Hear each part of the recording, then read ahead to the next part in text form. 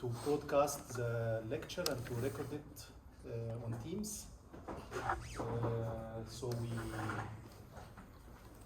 we consider those who cannot be with us today.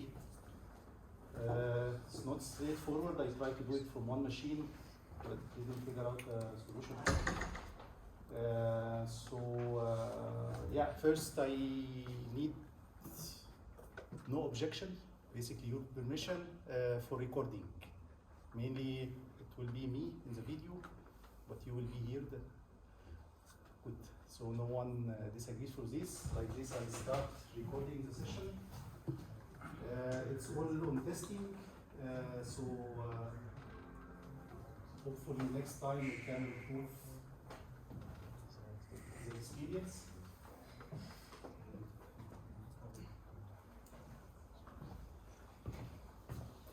So welcome to the Database System Architectures course. I am Mahmoud Sakr, professor in École Polytech. Well, first time for me to teach this course here, and this is something I'm very happy with because this is basically what I'm doing. I build database systems. So in this course, basically we already assume you are database user or even developer. So you know already how to connect to database, how to query the data and to manage it using SQL. Some of you are already will have this experience to connect from Python or from some web application to database and use it. And the goal of this course is to do this transition to make you a database developer, like developing the component of the database. So thinking of storage, access control, topics like how to optimize queries, how to distribute the data and queries. So the algorithms behind the functioning of the database management system. The goals of the course is that you understand the internal query optimization and execution cycle. Like this, the practical impact is that you will be able to improve slow running queries. We will also study about indexes, so you know the index structures and their capabilities and shortcomings, how they compare, which index to apply for which kind of data and for which query load. To understand how the query optimizer works, the idea of cost-based optimization, and the statistics that the query optimizer automatically collects for the database user in order to be able to estimate and to choose among the query plans. Also, you will be able at the end of the course to extend database systems with abstract data types. So to add new functionalities and new types to the database system. Also to understand how a distributed database system works, how to scale the database system horizontally, so it runs over multiple machines. We will also touch on the new topics of NoSQL and data flow systems like Hadoop and Spark, and how they compare and how they actually emerged from the relational databases. So in the course we will be focusing on relational databases. Although now the trend is towards NoSQL and data flow systems, but you will see throughout the course that basically these systems, they took some pieces of the relational database and tried to architecture them in another way. So the concepts, somehow understanding the relational database concepts will already cover the understanding of what these systems try to do and what kind of techniques they apply. So the topics that we will be seeing throughout the course, query execution. Today we will refresh the SQL. You are assumed to already know SQL, but maybe you didn't practice for some time, or you didn't see much of SQL. So it is a chance this week and for the coming lab to refresh, to remember, and also to build a bit your skills in SQL. Also relational algebra, starting next lecture. And then we will discuss topics of query optimization, indexes, advanced database systems that can be extended, multidimensional index structures, distributed databases, NoSQL databases, data flow architectures like MapReduce and so on. There's just a question from online, if you could share your screen. You mean on the meeting? Yeah. Yeah, two machines, so I could share the screen, but it will not be sliding. Otherwise, Just letting you know there's a question. Yeah, this is what I tried to optimize in the beginning, but somehow they didn't work together. Next time we'll try to capture this. In order to follow the course, you are assumed to have knowledge of relational databases, SQL, relational algebra, and general programming skills. It's up to you to see whether you have these, so there will be no formal check of these prerequisites. It's for you to know what would be needed. The course is organized in lectures on Fridays here, and lab sessions taught by Mr. Scoomans. He's attending with us. So you know him. Basically, the lab sessions will use PostgreSQL, and with the progress of the course, you will deal with the source of PostgreSQL. So you will write some code inside PostgreSQL. So you will need to make PostgreSQL from source. So not only downloading the binaries, but building it from source, so you have access also to the source code, and you can edit. There will be a project to implement data management features in PostgreSQL. It will be announced on time. Always please check the time edit for schedule updates. Sometimes they will just put us in another room or in another time slot. So continuously check, please. The design of the course, the 3 activities integrate towards the skill set we are aiming at.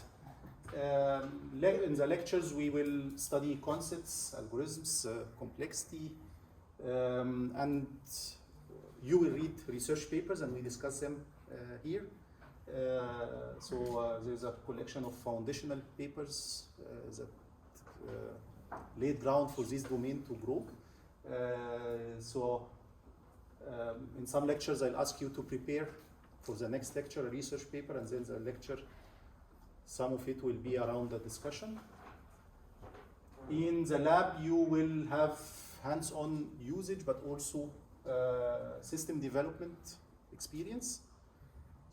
In the first few labs, you will practice with PostgreSQL as a user, and then eventually you will start reading and writing code. And in the project, you will take this further to build data management features yourself, also in PostgreSQL. So it's not exactly one-to-one mapping between, when we try to align between the lecture and the lab. It's rather complementary. So the 3 activities will complement each other towards the skill set you need to acquire in the course. The grading of the course, there will be a group project of 4 members, and that's 40% of the grade, and the written exam at the end, which accounts for 60% of the grade. The course notes are on the virtual university, the model of ULB. So please subscribe there, and you will find also all the material for the lecture and the lab will be uploaded.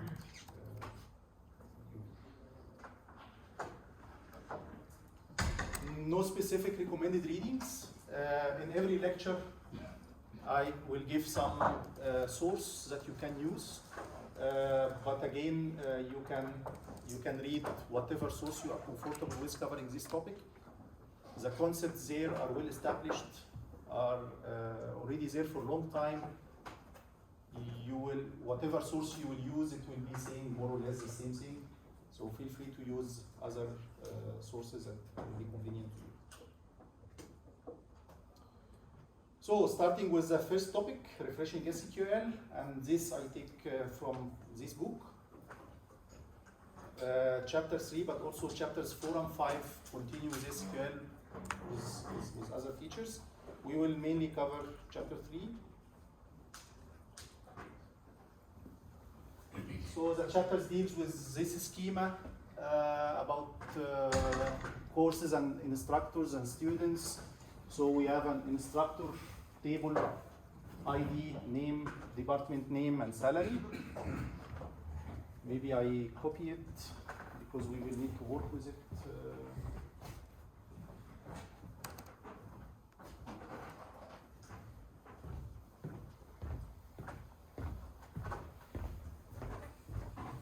So I put it here. We have instructor,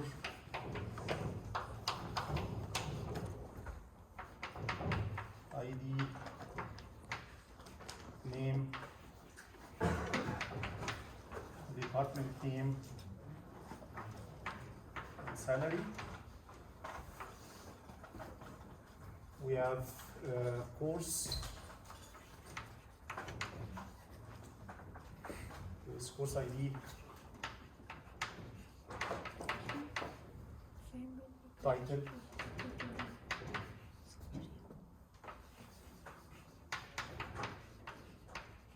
department name and credits,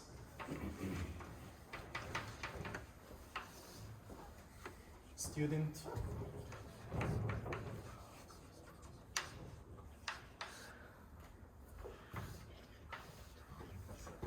with ID, name,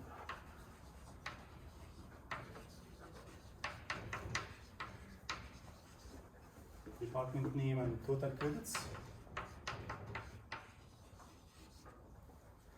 And then the many-to-many table of takes.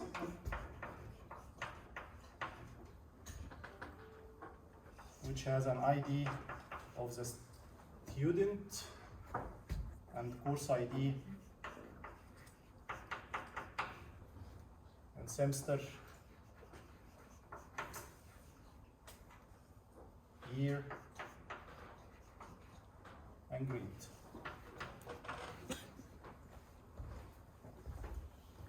And there are relationships. So ID is foreign key for the student ID. Course ID is foreign key for course ID. To refresh how to create relations in SQL, you use a create table statement, and then we do it for the table takes. We list the attributes, each with its type. Varchar for string and numeric for numbers. And then we start specifying constraints. Here the relation takes have a composite primary key of 4 attributes: ID, course ID, semester, and year. They are underlined. And then there are 2 foreign keys. The ID attribute references student ID, and the course ID attribute references relation course ID. Because it's the same attribute name, we don't repeat it. You are aware of such a statement, right? Someone has problems with it? Then we have data definition language, DDL statements for inserting values inside a table. So we could insert into an instructor these values, which will create one tuple inside a relation. And of course, while inserting values, we need to respect the constraints, so not duplicating the unique keys. And these are foreign keys, they should refer to correct entries. We can delete tuples from a relation. For example, if we say delete from student, what will this do? Deletes the whole relation. Well, the relation remains, but the whole content of the relation will be deleted. If we need to delete some of the tuples, then we add a where clause to specify which tuples we want to delete. Drop table R will drop the relation itself, including all its content. You might get a warning that it has content. And then alter, that's for the schema manipulation. You can alter a table to add some column or some constraint. So you could say alter table, name of the table, and then add either an attribute inside the table, so you add a new column, or some constraint like a foreign key or a primary key. And when you add an attribute, of course, it will be filled with null for the existing tuples. And then you can similarly do a drop to drop some attribute or some constraint.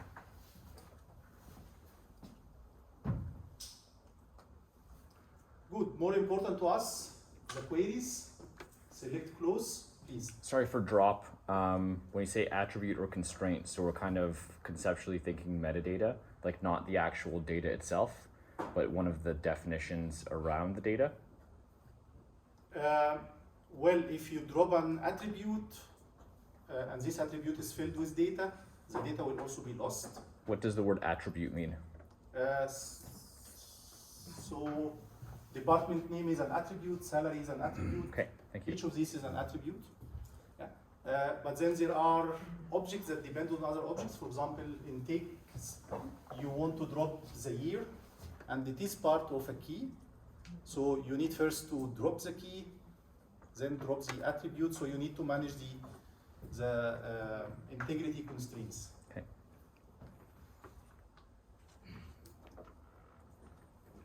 And if you tried to drop the attribute that had a key on it without dropping the key first, would you get an error? Depending on the implementation, you normally will get an error. And there is a keyword cascade. If you write it, then it will drop whatever dependency. Okay. And there could be a chain of dependencies, so it means that you are aware of the chain of dependencies, drop all of them, and drop the attribute. Okay. So SQL by far is standard, but you still get a delta of vendor-specific changes between PostgreSQL, MySQL, Oracle. So you know, when you deal with a database, you normally test a bit to know how far it is from the standard.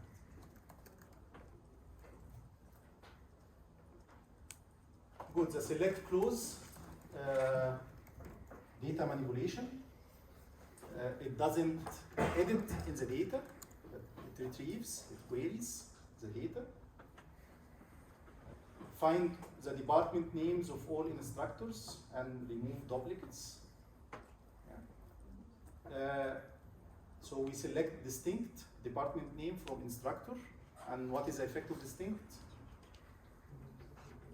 We just choose limit values and remove duplicates. Right.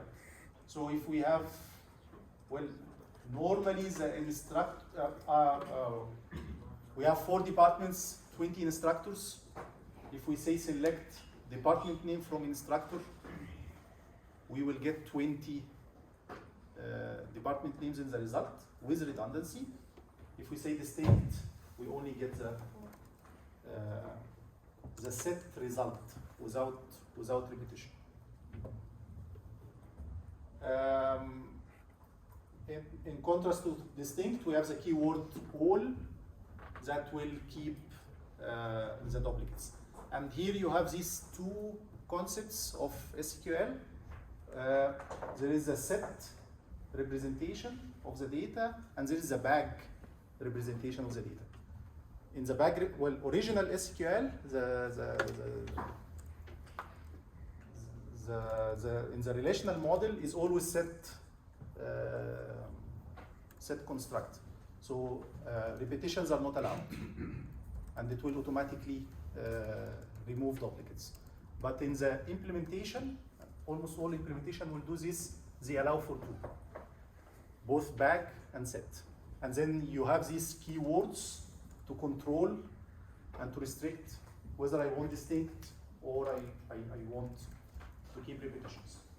And you're saying BAG, bag, like a shopping bag? Yes. Thank you. Well, but the keyword is not bag. It's just how you expect your results. If you put all, then you want a bag with repetitions. Okay.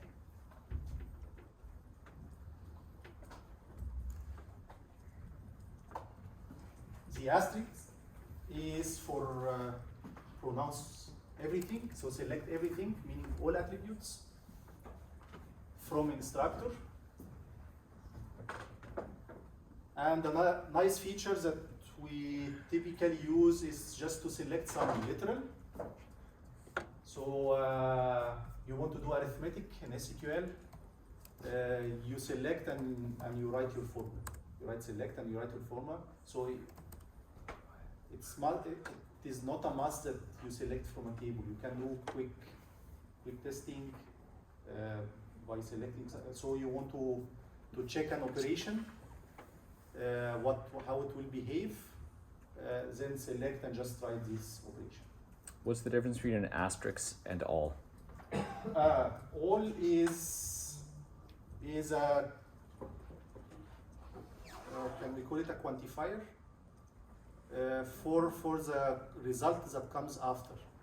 It's a directive maybe that tells the select clause to keep repetitions in the result. Okay. Yeah, but then you get only one attribute, which is department name. Right. So the result is only one attribute, department name, and then all repetitions will be maintained. Yeah. Yeah. While when you select asterisk, you get all attributes. Okay. Please. If I select just an attribute name, if same attribute name exists between two tables, then which can be determined from which table I am calling it? So you in the from you have two tables, Yeah, and you select asterisk. yeah. Then you get an ambiguity. You will have to assign aliases to the attribute names. Not asterisk, like attribute in between the quotation. Suppose I have two tables, and those two tables I have the same attribute name. Suppose name. For example, give me an example. Suppose I have two attributes like instructor and two tables like instructor and table. Yes. And in both of the table I have a attribute name ID. like ID. Yeah. So if I select ID in asterisk, then which ID will I get? I mean in select just asterisk. Then from which ID I will get? So you want to write something like this.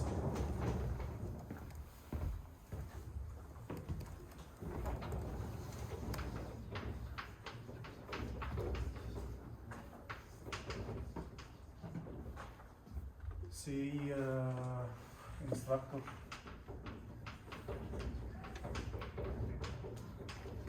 Course.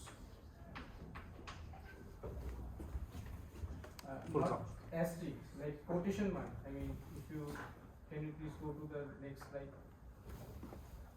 Not asterisk, like below. Yeah.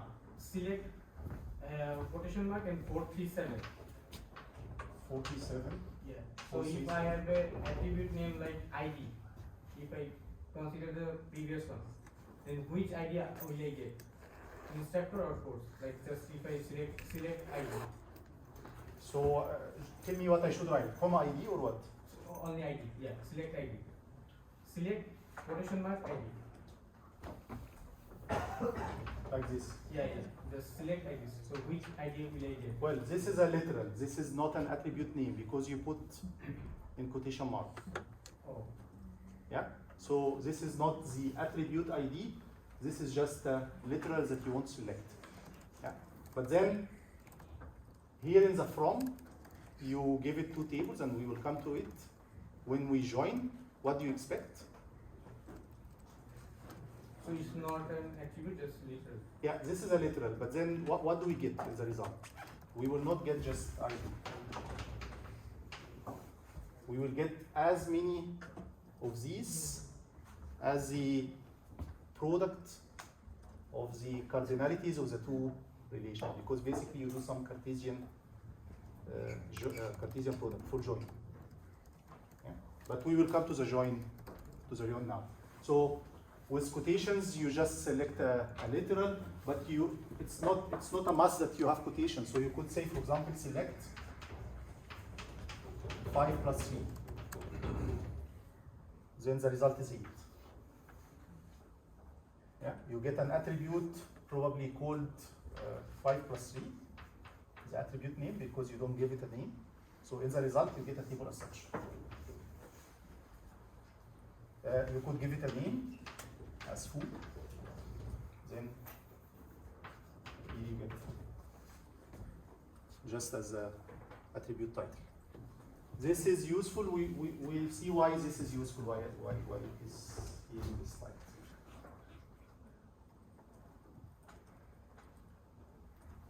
Good. Further, in the select clause, we can do calculated attributes. We can do arithmetics. We can do call functions. So, for example, I could say select ID name salary over 12 and give it an alias monthly salary from instructor. Yeah. So we are inventing a new attribute based on some expression on the existing ones. Or say select ID and then lower of name. This will manipulate the characters and give us a lowercase string. Yeah.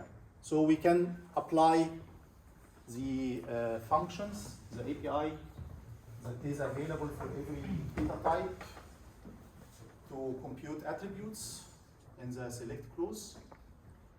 Also in the where clause, we can be doing this.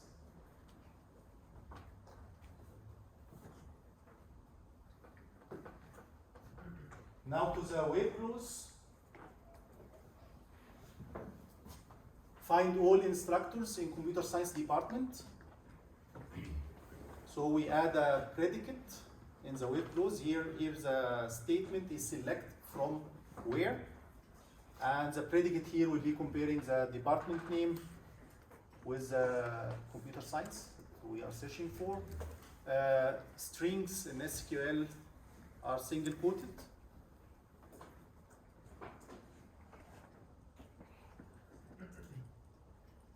And of course, you can write predicates in the form of complex Boolean expressions. So what query would find all instructors in computer science department with salary greater than 80K? What would be the query?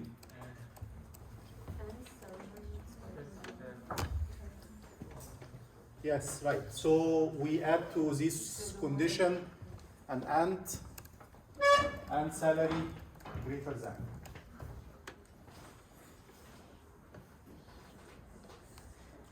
Yeah. Then the question is which comparison operations, which operators are available for which types. For example, here department name is a varchar,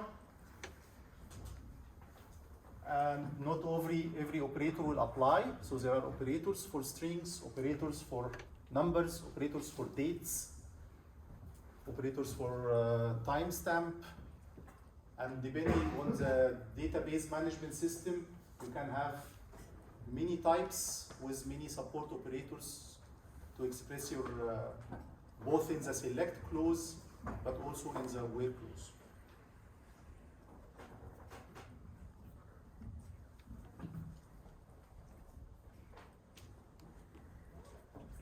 So now we move to the from clause. And in the from clause, we can have multiple tables. What do we call this when we have multiple tables? Join. A join. Yeah, so we are joining these tables. So here we are joining the instructor with teaches, which is not in our schema, but assume. We are joining on the instructor ID is teaches.id, and the instructor department name is art. So first we need to have a condition to join the two relations, because if we don't have this condition, what will happen? We will end up with a Cartesian product, joining every tuple in the instructor with every tuple in the teaches.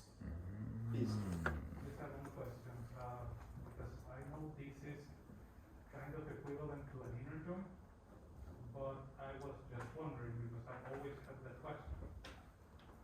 Does this perform better than the other, or at the end the execution plan will be like the same for inner join or do it this? That's a very nice question, and that's will be a lot of investigation throughout this course. It is a task of the query optimizer to make them equivalent and to be able to optimize the two equally, and for both find the best execution plan. But that's in utopia. It doesn't happen in reality. In reality, you need to continue making the optimizer smarter and smarter in order to reach this. And this is why when you have this understanding, you will be able to tweak your query in a way that will help the optimizer to optimize it correctly for you. Please. Is that vendor specific which one will perform better, or is there already one that usually performs better than the other? You mean one Inner join versus select from where? No, that's very much vendor specific, and also more complex than this, depending on the sizes of the tables, on the other predicates in the query. So when you put a where clause, yeah, including one of them is join, then the optimizer is presented with this predicate and with other predicates, and this has to select some of them as a basis for optimization. While if you split some in the from and some in the where, then it have more or less option depending on the implementation. Please. Just one more last question, following up on that. But both the join and that will do the partition product first, like we do, right? And then filter the result. Conceptually, Conceptually, okay. but never In in implementation. No. The nested queries also takes the same time like join and partition product. Nested queries. Yeah. Let's wait until the second part. We are coming to nested queries. I mean, but the time is same for the join, nested queries and partition product. Is the time is same for the query? Again, depending on what the optimizer, which plan the optimizer will use. Okay, we are jumping to topics that will come.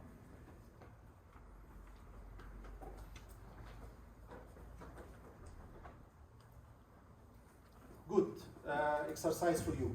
So that's now we want to do self-join, joining this relation with itself. What would be the query to find the supervisor of Bob?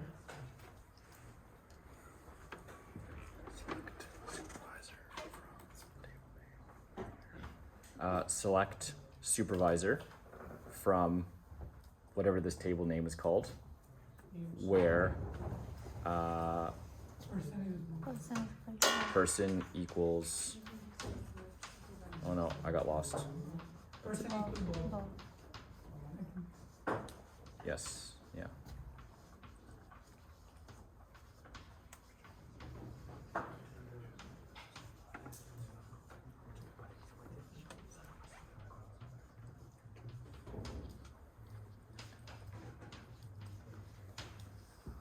So this is what you are saying.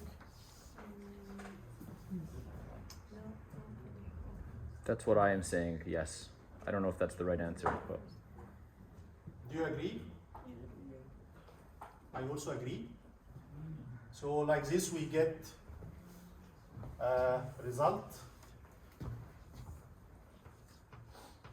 supervisor, and it will be Alice.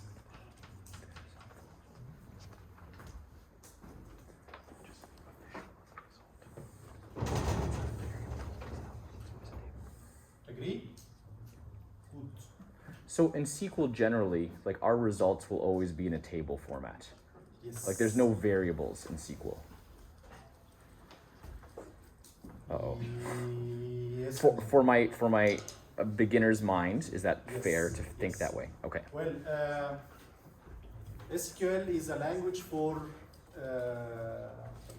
is a calculus for the relational algebra. So it's a language where you express a relational algebra query, and relational algebra in its origin is single typed.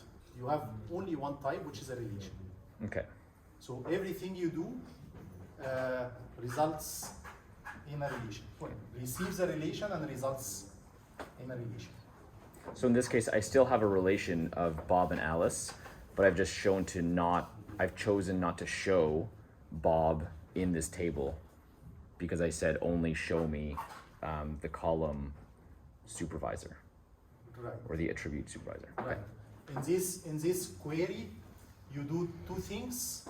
You do a selection in the where clause, yeah, and the role of the selection is from the input relation, identify certain tuples. Only this one, the one that fulfill the condition I want in the result, but you also do a projection because you specify certain attributes, yeah, and the role of the projection is to identify certain attributes that you want to show in your result. And your resulting relation will be the intersection of both selection and projection.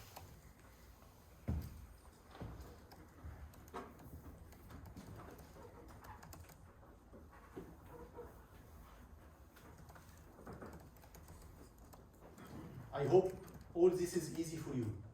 Still, I'm scanning it quickly, so you get the chance to refresh, because the rest of the course will depend on this. Good. Find the supervisor of Bob. What would the query be, please?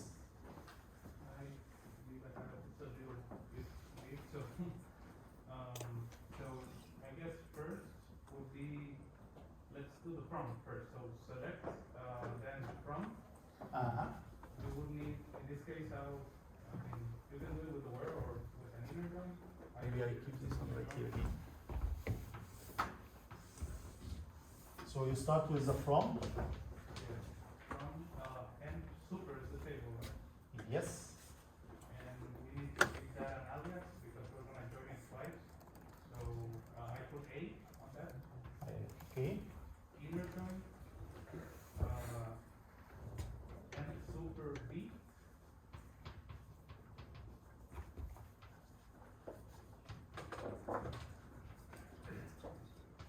And we are joining on A dot supervisor.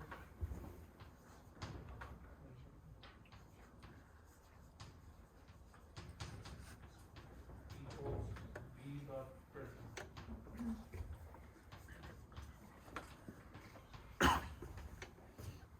So the select would be first to select from table A, the supervisor.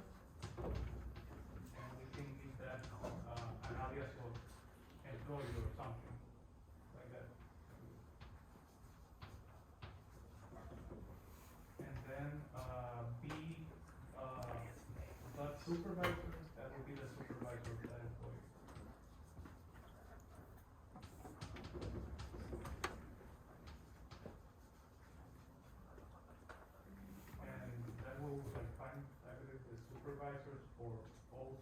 supervisor, but since we only want for Bob, we can just filter where A dot supervisor is Bob.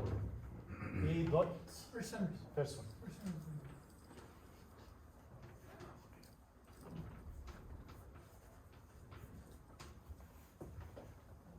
Do you agree? I don't agree. You don't agree. And I only don't agree from or maybe I just need an explanation. It seems to me that the A and the B are being defined in the from statement, Yeah. but they're being used before they were defined in the select statement. Is But that that's fine. is that okay? Yeah. Well then, I'm neutral. Why not just select B dot supervisor, that's okay. Then why do select A dot supervisor, B dot supervisor? What would be the result of this query? I think the select, Alice just and keep David. the select B dot supervisor. The result would be Alice and David. We need to do select a person is employee because we asked for. Well, let's just look what would be the result of this. So here we are joining A with B, where A dot supervisor, so for example, Alice equals B dot person, yeah? So A will have Bob, Alice, because we filter A dot person on Bob, yeah? So this is A. B will have Alice, David. Alice David. and David. And then we are showing here A dot supervisor, Alice, and B dot supervisor, David. So the two supervisors, but indeed the query is more about David. Yeah, so we could play with the select clause.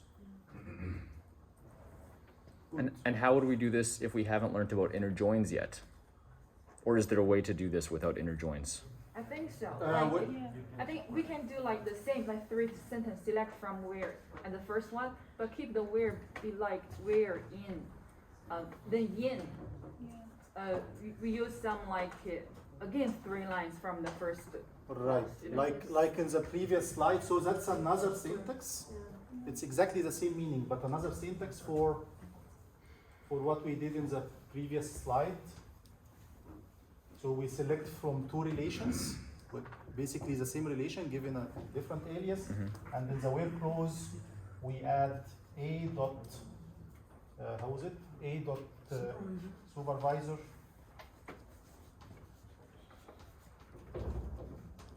equals B dot. So just move the join condition to the where clause. Yeah, and Yeah. that was a discussion Yeah. in the previous slide how inner join differs from a join in the where.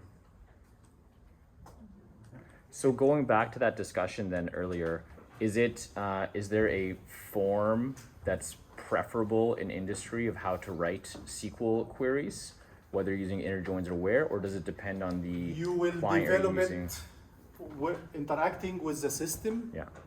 You will eventually reverse engineer how the optimizer works and Okay. thinks, and then we'll try to give it easy things, easy queries to optimize. Okay. So we choose our car, and then we drive our car the way it wants to be driven. Good expression, right? Okay.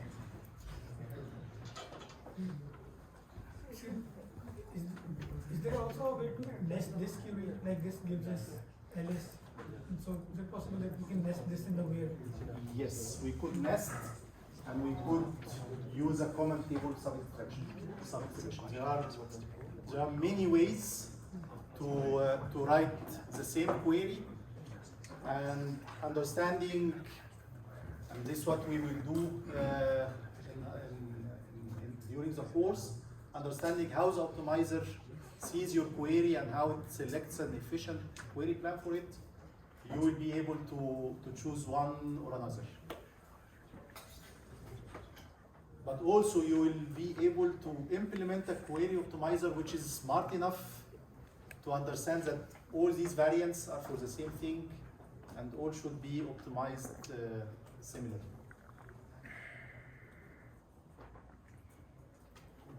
So let's have a break of 10 minutes and we come back 11:05. 9 minutes.